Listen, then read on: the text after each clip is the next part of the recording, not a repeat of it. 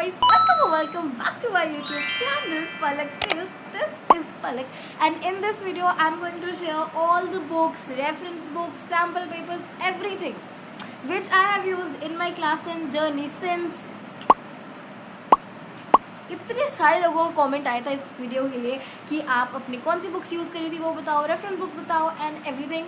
सो मैंने सोचा कि चलो आज मैं इस वीडियो को शूट कर ही लेती हूँ. सो काफ़ी जल्दी तुम तक पहुँच जाएगी.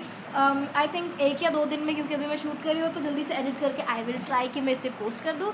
सो या but before I begin this video make sure that you have subscribed and like this video. And now without any further ado let's get started. Okay, तो सबसे पहले हम लोग स्टार्ट करने वाले हैं लैंग्वेज सब्जेक्ट के साथ. तो सबसे पहले let me begin with the subject English. English में I got 96 on 100 marks and यहाँ पे तुम देख सकते हो मैंने अपने मार्क्स भी लगा दिए हैं. सो या कौन कौन सी बुक्स मैंने यूज़ करी थी फॉर द सब्जेक्ट इंग्लिश जिसकी वजह से मेरे इतने अच्छे मार्क्स आए हैं. नंबर 1 सबसे ज़्यादा इम्पॉर्टेंट बुक जो है तुम्हारे पास होनी ही होनी चाहिए, ये वो वाली बुक है. That's the Bible, that's the holy, that's the greatest, that's the GOAT NCERT.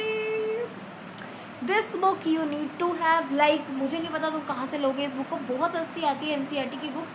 And like this is one book जो तुम्हारे पास होनी ही चाहिए. अभी मेरे पास मेरी NCERT नहीं है क्योंकि मैंने अभी दे दी है किसी बच्चे को जो कि अभी 10th में हुआ है तुम्हारे वाले बैच में.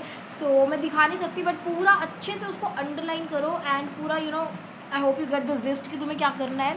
बहुत अच्छे से उसको लाइक एवरी वर्ड जो तुम्हें क्लास में बताया जाएगा उसको उसके अंदर ऐड करो. बुक नंबर 2 सेकेंड बुक जो तुम्हें चाहिए होगी इंग्लिश के लिए पर्सनली जो मैंने यूज़ करी थी दिस एवरग्रीन की इंग्लिश की self study book.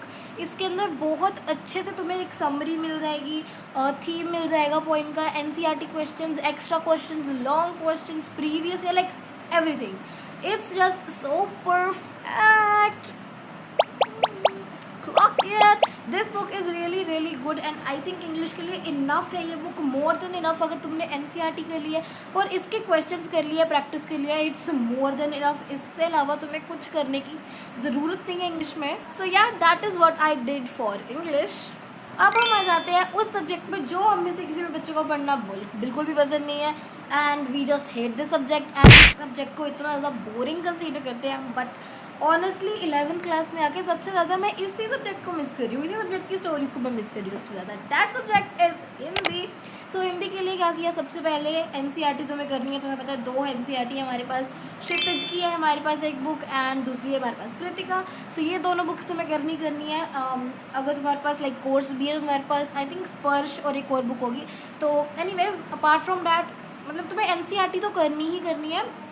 After that मैंने यूज़ करी थी ये वाली बुक हिंदी के लिए. हिंदी की सेल्फ स्टडी बहुत बहुत ज़्यादा अच्छी बुक है. लाइक मैंने 9th में भी ये यूज़ करी, 10th में भी ये यूज़ करी.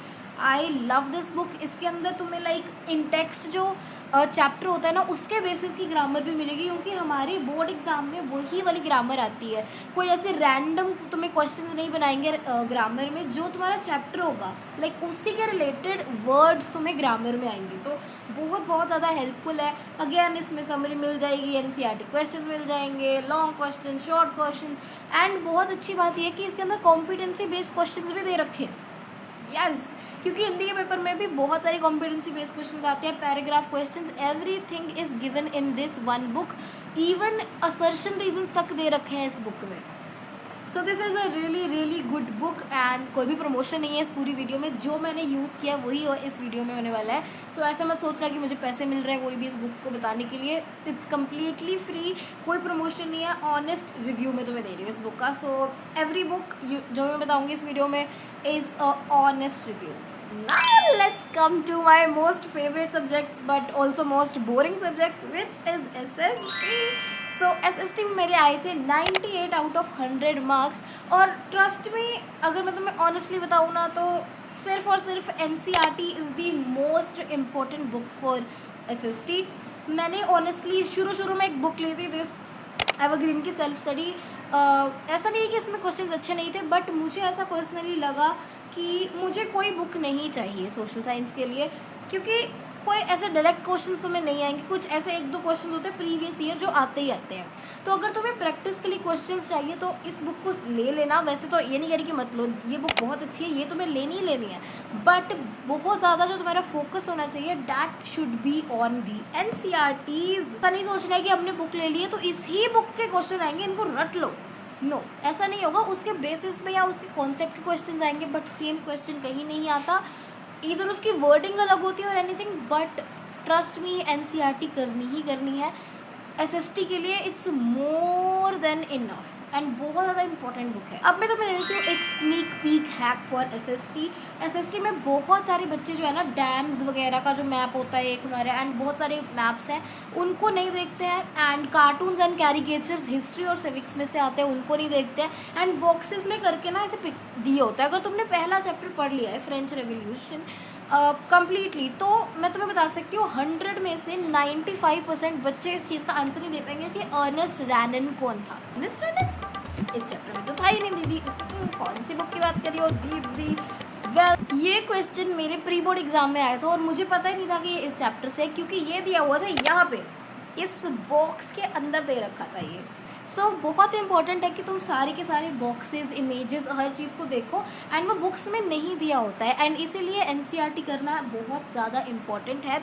मेरे पास मेरी NCERT नहीं है, वरना मैं तुम्हें दिखाती कि मैंने किस तरीके से उसको पूरा रंगीन करा हुआ था हर कलर के हाईलाइटर से। अगर मेरे पास कोई पिक्चर हुई मेरी NCERT के, लाइक मैंने स्नैप वगैरह डाली होगी, तो मैं यहाँ पे कहीं पे ऐड कर दूँगी अगर मुझे मिली, या फिर रेफरेंस के लिए कोई और की ऐसे करनी है तो वो मैं तुम्हें यहाँ पे ऐड करके बता दूँगी। So that's all what you need to do for SST। Science के लिए कौन सी बुक यूज़ करनी है, and now let me be very clear and very honest. Science के लिए NCERT बिल्कुल भी इनफ नहीं है। NCERT से बहुत ही ज़्यादा अपर लेवल के क्वेश्चंस आते हैं तुम्हारे बोर्ड एग्जाम्स में, एंड जो बुक मैंने यूज़ करी थी वो थी दिनेश पब्लिकेशंस की रेफरेंस बुक। उसके अंदर पूरी तुम्हें थ्योरी मिल जाती है, एक्स्ट्रा क्वेश्चन, NCERT क्वेश्चन, इन टेक्स्ट क्वेश्चंस, हर टाइप के passage, competency based question, like it's so good value for money. It's a really good book. तीनों बुक्स मैं यहाँ पे तुम्हें बता देती हूँ इस तरीके की दिखती है। सो इन बुक्स को ज़रूर लेना। 9th में मैंने यही बुक यूज़ करी थी, हमारी स्कूल से मतलब रेकमेंड हुई थी। सो this is a really good book, this is the book that you need for science. या हमें ऐसा भी नहीं सोचना है कि NCERT करनी ही नहीं है साइंस के लिए। NCERT क्वेश्चन से बेस बनेगा, एंड कुछ क्वेश्चन कभी कभी आ जाते हैं NCERT से, बट रीड ज़रूर करना है, specially for bio and chemistry. Physics के भी काफ़ी ऐसे छोटी डिटेल्स होती है जो कि NCERT में दी होती है, एंड वो एग्जाम के अंदर ज़रूर से आ जाती हैं बहुत बार। फॉर एग्जाम्पल NCERT के अंदर दिया हुआ है कि जो आई होती है हमारी ह्यूमन आई, उसका डायमीटर जो होता है वो 2.1 आई थिंक सेंटीमीटर को जैसे करके दिया है, बट ये बुक में ये चीज़ जो है ना मेरी रेफरेंस बुक में नहीं दे रखी है। तो NCERT को पढ़ना is really important, and you need to do your NCERT really well. And now comes maths, जिसको मैंने पूरा साल सबसे ज़्यादा पढ़ा था, एंड पेपर मेरा उतना भी अच्छा नहीं गया था मैथ्स का, बट मैं तुम्हें बता देती हूँ कौन सी बुक्स यूज़ करनी है। सबसे ज़्यादा बुक्स जो है मैंने मैथ्स के लिए यूज़ करी थी। तो सबसे पहले NCERT करनी है, बट करनी है NCERT, बट ये बिल्कुल भी तुम उम्मीद मत लगा लेना कि तुम्हें NCERT में से एक भी क्वेश्चन आएगा। द ओनली क्वेश्चन तो तुम्हें NCERT से आएगा वो होगा किसी भी रूट को इरेशनल प्रूव करना। इसके अलावा कुछ मत एक्सपेक्ट कर लेना कि तुम्हें NCERT में से देखने को मिलेगा। तो क्या करें NCERT के अलावा? NCERT के अलावा ये 2 बुक्स हैं, बस इनके अलावा कुछ नहीं करना। First thing is RD Sharma. नहीं होती हमको तो दीदी RD शर्मा का नाम सुन के सर चकाने लगता है, आई डोंट नो, करनी पड़ेगी तुम्हें, मैंने भी करी थी। RD में से मैं तुम्हें एक चीज़ बता देती हूँ, ऐसा नहीं कि तुम्हें इतने हज़ारों पन्नों की किताब पूरी की पूरी करनी है। तुम्हें सिर्फ करने हैं उसके एग्जाम्पल्स, एक्सरसाइज के क्वेश्चंस नहीं करने हैं RD में से। एंड दूसरी बुक जो तुम्हें यूज़ करनी है इज़ दिस एग्जाम्पलर। मैंने अरिहंत की एग्जाम्पलर ली थी, इसमें सोल्यूशंस भी मिल जाएंगे। बाकी तुम कोई भी एग्जाम्पलर ले सकते हो, बट एग्जाम्पलर वाली बुक ज़रूर से ले लेना। That's all for the books which I used in my class 10th। And एक चीज़ बता दूँ कि ऐसा मत करना कि इतनी सारी बुक्स तुमने खरीद ली हैं बट तुम बिल्कुल किसी को भी यूज़ नहीं कर रहे, ऐसे पैसे मत वेस्ट करना।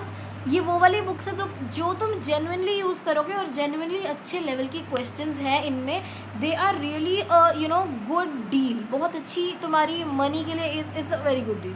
तो गेट दीज बुक, बिकॉज सिर्फ बुक्स खरीद लेने से कुछ नहीं होता, बुक्स तुम्हें करनी पड़ेंगी पूरी सॉल्व। ऐसा मत सोचना कि बस लेके रख दिए दीदी हमने साइड में बट हम यूज़ नहीं कर रहे हैं, ऐसे तुम्हारे नंबर नहीं आएंगे मेरी क्यूटी पट्यूटी।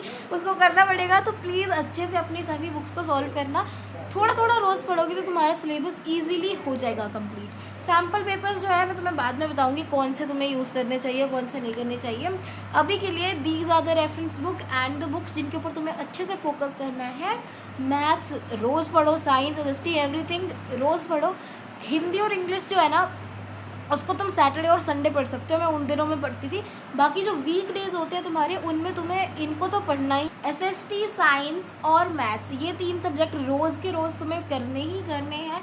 जो भी तुम्हें स्कूल में कराया, ट्यूशन में करवाया, बैच में कराया, खुद भी पढ़ रहे हो, लेक्चर्स देख रहे हो, एनीथिंग रोज़ थोड़ा थोड़ा करना ही करना है। That's it for today's video my प्यारे प्यारे क्यूटी ब्यूटीज़। एंड अगर तुम्हें कोई और टॉपिक पे वीडियो चाहिए, तुम्हें कोई सब्जेक्ट वाइज प्लानर चाहिए, मंथ वाइज प्लानर चाहिए, एनीथिंग कोई भी टॉपिक पे तुम्हें वीडियो चाहिए तो कमेंट सेक्शन में ड्रॉप कर देना, मैं ज़रूर से वो वीडियो ज़रूर बनाऊंगी। And make sure you like this video. That's it for today, bye bye.